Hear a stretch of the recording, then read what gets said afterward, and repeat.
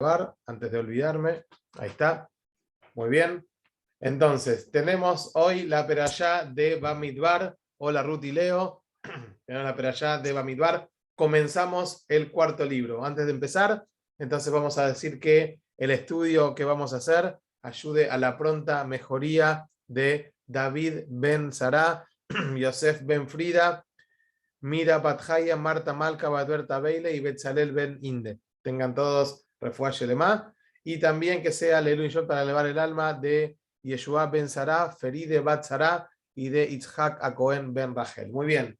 Dicho todo esto, ahora sí, entonces arrancamos. Tenemos, como decíamos, cuarto libro de la Torá y es el libro que en español se llama Bamidbar, que traducimos como en el desierto, y en español lo catalogaron como números. Puede ser números, ¿por qué? Porque arranca justamente con un censo. En realidad el libro de Bamidbar, como su nombre lo indica, va a contarnos lo que es la travesía en el Midbar, la travesía en el desierto del pueblo de Israel desde el segundo año de la salida de Mitzrayim hasta el año número 40, que van a acampar en lo que se llamaría las planicies de Moab, previo al ingreso a la tierra de Israel. Ahí después va a comenzar Sefer Devarim, que es el último discurso de Moshe antes de entrar. Nos va a contar Sefer Devarim, Sefer Bamidbar, los viajes, las idas y vueltas, las tribulaciones que van a pasar en el desierto. En realidad sabemos que toda la generación que arranca en este momento no va a llegar a ingresar a Eretz Israel. ¿Por qué? Porque ya se decretó el momento de el Getael, del becerro de oro. Entonces van a perecer en el Midbar, sino que va a ser recién la segunda generación los que van a ingresar. Sus hijos son los que van a ingresar. Bien, comienza entonces con tiene 4 peraquim, esta perashá. El primero nos habla de que Akadosh Baruj Hu lo llama Moshe y le dice: Seut Rosh Kolat Bnei Israel. Tenés que censar a todo el pueblo de Israel. Esto era el primer día del segundo mes, sería el primer día del mes de Iyar. Entonces dice: vas a tener que contar, censar, anotar el número de todos los Yehudim, todos los judíos, hombres entre 20 y 60 años. Ahí la Torá habla como Kol Yotze Sabá, toda aquella persona que tenía la fuerza para formar parte del ejército. Vamos a ver, en realidad después hay va a ir a traer la totalidad de los integrantes que había. Nosotros siempre hablando a grosso modo, se habla que el pueblo de Israel que salió de Mitzrayim, o sea, el Mahané, el campamento, en su totalidad de Am Israel, era de 600.000 personas. En realidad son 600.000 hombres de 20 a 60 años, por eso se estima que por lo menos la salida de Mitzrayim fue de 1,5 millones de personas, más o menos. Bien, entonces a partir del Pasuk Bet, o sea, del versículo 2 en adelante, nos va a hablar cómo era el censo, nos va a mencionar cómo estaban las tribus, y ahí vamos a encontrar que nos va a hablar en grupos de A3, para, por ejemplo, decir Reubén, Shimón y Gad, Yehudá, Zahar y Zebulún. Va a hablar en grupos de A3. ¿Por qué? Porque los va a contar y después los va a ubicar, ¿sí? Cómo se va a mover en bloque lo que sería el Mahané Israel. Es en el Pasuk 20 empieza a mencionar mencionar cada uno de las tribus, y después de cada tribu nos va a dar un número parcial. No vamos a hacer ahora toda la cuenta, ¿sí? Recién ahí al final en el Mem Hey, en el 45, va a dar un total. El total de hombres que había era de 603.550, ¿sí? Y ahí nos va a mencionar, cuando trae el total de Yudim, nos aclara: atenti, Belevim lo otpakdu, los Levim no fueron censados, no fueron tomados en cuenta. Y enseguida nos vuelve a reiterar, ahí en el 49, le dice la orden, le da a Shema Moshe: por favor, no censes, no tomes en cuenta a los Levim. ¿Por qué? Los Levim están al cuidado del Mishkan, del tabernáculo. Ellos son los encargados de armar y desarmar ante cada movimiento del Mishkan. Y ahí le va a indicar cuál era la ubicación. Le dice, mira, los Leví van a estar justamente con el Mishkan Aedut, con el tabernáculo que contenía las Lujot, y alrededor van a acampar los Leví. Ahora no le dice de acuerdo a que las familias, pero dice, los Leví van a como hacer un cordón alrededor de el Mishkan, alrededor del tabernáculo, y también van a hacer como separación ante el pueblo de Israel. Ahora, interesante, entonces dice, los Levim no fueron tomados en cuenta. Y ahora pregunta, ¿y por qué los Levim no fueron tomados en cuenta? En realidad, como antes anticipamos un poquitito, hablamos del Geta, el pecado del becerro de oro. Entonces, los Levim no fueron tomados en cuenta justamente ¿por qué? Porque ellos tuvieron un nivel superior. Después del pecado del becerro de oro, cuando Hashem se enoja con el pueblo, ¿verdad? Como los Levim no formaron parte del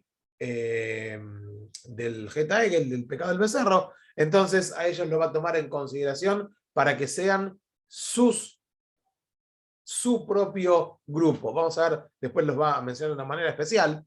Entonces ahí dice que a Levim Lot no fueron contados, ¿sí? Dentro del Klal y dentro del grupo, del gran grupo de pueblo de Israel. Los Levim estaban tomados como hombres justos, hombres rectos. En realidad ellos van a representar al pueblo. Todo lo que sea la tarea que se va a hacer en el santuario y posteriormente en el Beit HaMikdash va a ser la tribu de Leví, y en realidad ahí hay una subdivisión que serían tanto los Kohanim como los Levim, ¿sí? Que todo el trabajo del Kodesh, Abudat Kodesh, todo el trabajo sagrado, va a estar en manos de ellos. De algún modo ellos nos van a estar representando, en representación de todo el pueblo de Israel, pero esos eran los que estaban directamente en el trabajo. Encontramos en el Tehillim que dice Tzadik Katamar Ifrah, que eres Balebon Nisger. Ahí estaría comparando, dice que el Tzadik es como, florece como una palmera, ¿sí? Y como un eres, como un cedro del Líbano. Y parecería que no se coincide esta analogía que hace el rey David en el Tehillim, porque me decís que el eres, el cedro, es muy alto, pero también es imponente, es frondoso, tiene toda una forma que se destaca. Por otro lado, la palmera es un tronquito raquítico. Y en realidad nos va a hacer una enseñanza de acá, ¿no? Porque nosotros decimos, el tzadik tiene que ser como la palmera. Pero también ahí habla de, perdón, también ahí habla del cedro. En realidad tiene que tener la majestuosidad, ¿sí? Del cedro. Pero a gran diferencia, dice, el cedro no tiene ningún fruto. Pero la palmera tiene el dátil que es un fruto dulce, que es un fruto que crece en cantidad y que también se mantiene en el tiempo. Entonces nos está enseñando que el tzadik trata de ayudar, de fortalecer, de compartir, se preocupa por todo el entorno. Eso, su fruto dan beneficio a todo el entorno. Así son los Levim y los Kohanim. Ellos representaban al pueblo de Israel y de alguna manera beneficiaban a todo el pueblo. Esa es una de las finalidades que nos está enseñando acá la Torá. La finalidad de la vida no es destacarte por tu altura, por cuán importante sos, que podemos hablar un poquitito al final de esto, ¿no? No es esto de ser majestuoso y hacerse notar, sino al contrario, sino de ser útil, ¿sí? Servir al entorno, servir a la comunidad, servir a quienes nos rodean. Eso entonces, por eso dijimos, Tzadik Katamar Ifrah, otra de las condiciones, la palmera. Si nosotros vemos, la mayoría de los árboles, cuando van creciendo las ramas, el follaje se va yendo hacia arriba. La palmera, en realidad, vemos que las hojas caen del centro, van hacia abajo. Dice que el tzadik florece como la palmera. ¿Qué significa? Por más que esté arriba, siempre está buscando de cómo bajar, cómo preocuparse por los que están más abajo. Por eso es que de algún modo florece hacia abajo. De algún modo esto es lo que vamos a encontrar en la característica que debían tener los Kohanim y los Levim cuando estaban haciendo todo su trabajo, su servicio sagrado, es de nunca perder la vista de los que estaban alrededor. Por eso siempre eran representantes del pueblo. Bien, pasamos al Perek Bet, al segundo capítulo, donde ahí va a situar, como decíamos antes, va a ubicar cómo iban a armarse el campamento. Dijimos, en el centro estaba el Mishkan, alrededor los grupos de los Levim, y después ahora empieza a ubicar. Dice, al este va a estar Yehudá, la tribu de Yehudá, y con ellos va a estar Isahar y Zebulún. Van todo el frente del este. Después al sur, Reubén como principal con Shimon y Gad, al oeste Efraín con Menashe y Binyamin, y finalmente al norte va a estar Dan con Asher y Neftalí. Así es como iban a marchar siempre. Cada vez que se desarmaba o se movía el Mahané, iban a moverse en esa manera, en bloque se iban a mover todo. Eso es que lo va a ir situando en el Perek Bet. En el Perek Gimal, en el tercero, dice Bele Toledot Aharon Moshe. Ahora se va a dedicar a hablar específicamente de la tribu de Leví. Entonces, antes de entrar nos dice, estos son los descendientes de la genealogía de Aarón y Moshe. Y nos va a contar Nadab, Abiú, Eleazar y Tamar, nos va a hablar, va a empezar a detallarnos sobre los hijos de Aarón. Si seguimos buscando, no vamos a encontrar que mencione a los hijos de Moshe. Entonces preguntan a Fashim, ¿por qué me decís que estos son la genealogía, los descendientes de Aarón y Moshe, y no me mencionás a los hijos de Moshe? Parecía que, en realidad, vamos a darnos cuenta que en la historia que nos va a relatar la Torá habitualmente, los hijos de Moshe fueron de algún modo, quedaron en un segundo plano, no tomaron el protagonismo que tuvo el padre. En otro momento vamos a hablar un poquito más largo de ese tema, pero acá de repente digo, me va a hablar de los hijos de Aarón y Moshe, y encuentro que solamente me habla de los hijos de Moshe. Si prestamos atención y busquemos, perdón, los hijos de Aarón, si prestamos atención y buscamos, no encontramos que diga nada. Pero sí nos menciona a los de Aarón. ¿Qué es esto? Entonces, el pasuk completo nos dice, estos son BL, estos son los descendientes de Aarón y Moshe, y nos dice, Beyom diber Hashem et Moshe be'ar Sinai. La traducción sería, en el día o a partir del día en que le habló a Hashem a Moshe en el monte de Sinai. Y acá es cuando nos va a cerrar un poquitito esta lección que nos da el pasuk. Nos enseña la Torá que aquella persona que se dedica a transmitirle Torá al hijo de su prójimo, lo toman, la Torá lo considera como si fuese su padre, como si fuese igual, al mismo nivel que el padre biológico. Quiere decir, si vos te dedicás de tu tiempo a enseñarle Torá al hijo de tu amigo, entonces es como que si fuesen tus propios hijos. Por eso acá dijo Toledot a Aarón y Moshe, los descendientes de Aarón y Moshe, ¿desde cuándo? Desde el día que Diber Hashem, desde el día que apareció la Torá en el mundo. Entonces explican los Jamim, dice, del día que se entregó la Torá, está esta condición de que si una persona dedica de su tiempo a transmitirle al hijo de su prójimo, es como si fuesen sus propios hijos. Es una pequeña, gran lección que nos da la Torá. Hay veces, no todos tienen la posibilidad de dedicar tiempo o conocimientos, pero cada uno de nosotros, lo poco que sabe, sí lo puede indicar, lo puede transmitir a su entorno, a su grupo, lo puede transmitir. Escucho nada, Javi. Lo puede, perdón, vamos a tratar de mutear, ahí está. Lo puede transmitir a los amigos. Entonces es una forma de alguna manera dar continuidad, dar permanencia, ¿sí? Y ser como tener propios hijos. Bien. Después, un poquito más adelante, en el Perek Gimal, los Pesukim del 11 al 13, ahí va a contar que tomó a los Levim, la Castí, Tajat Kol Bejor, en lugar de todos los primogénitos. ¿Qué quiere decir esto? Lo que mencionábamos antes. Hubo un quiebre en el cual Hashem va a cambiar a los Levim por el lugar de los primogénitos. Perdón, va a cambiar a los Bejorot, ¿sí? Bien dicho, a los Bejorot por los Levim. Dice, los primogénitos los quita de la escena y lo va a tomar en lugar de a los Levim en su lugar. Entonces ahora, una vez que dijo eso, va a ser el censo de los Levim, va a contar cuántos Levim hay, los va a tomar, dice Clara, por linaje paterno, va a separar 3 familias, Gereshon, Kehat y Merari. Nos va a traer toda la cuenta y va a dar un total de 22.000 Levim.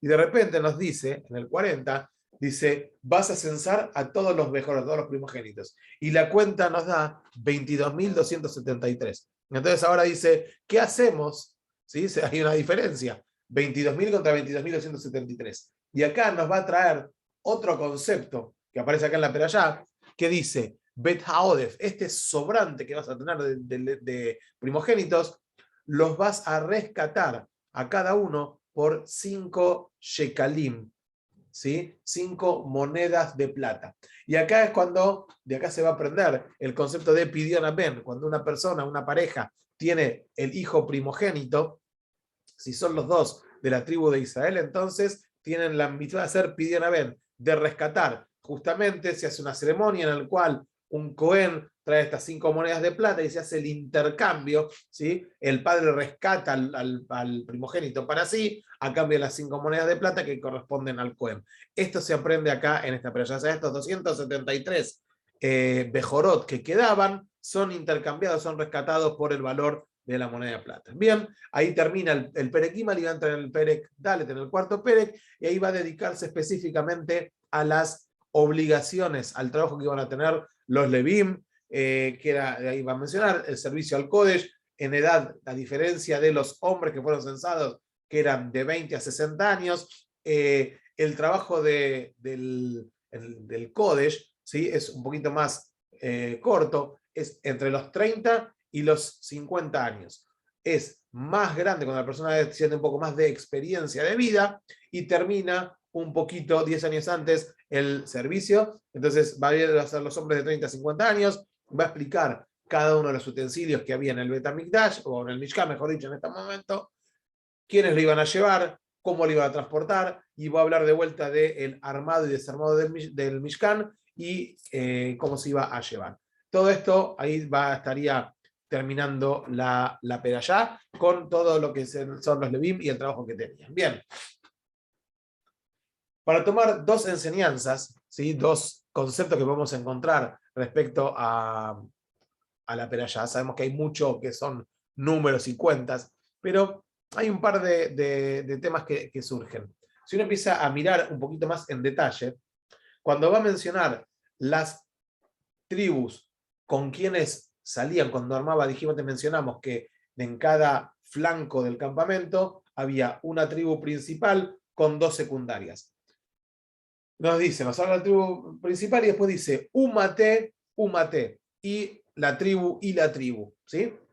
En el caso cuando nos habla nos va a mencionar a Zebulún, ¿sí? No dice Umate Zebulún, mencionó a Yehudá, mencionó a Isahar y menciona a Zebulún, pero no dice y la tribu de Zebulún. Entonces pregunta ahí el Bala Turim, uno de los comentaristas, pregunta, ¿por qué no trae esta unión de y la tribu de Zebulún como hizo en el resto de las demás tribus? Explica el Bala Turim, dice justamente esto viene a enseñar algo. ¿Qué viene a destacar? Hay un concepto que se llama el convenio de Isahar y Zebulún. Lo vamos a ver en Sefer de Barim, cuando nos va a hablar de las verajot a cada tribu, dice Ismach Zebulún beseteja y Isahar beoleja. Se va a alegrar, dice Zebulún, en la partida e Isahar en su tienda. Quiere decir, cuando se va de este mundo Zebulún, se va contento porque Isahar estaba en la tienda de estudio. ¿Qué quiere decir? Hay un contrato, un convenio que se hace.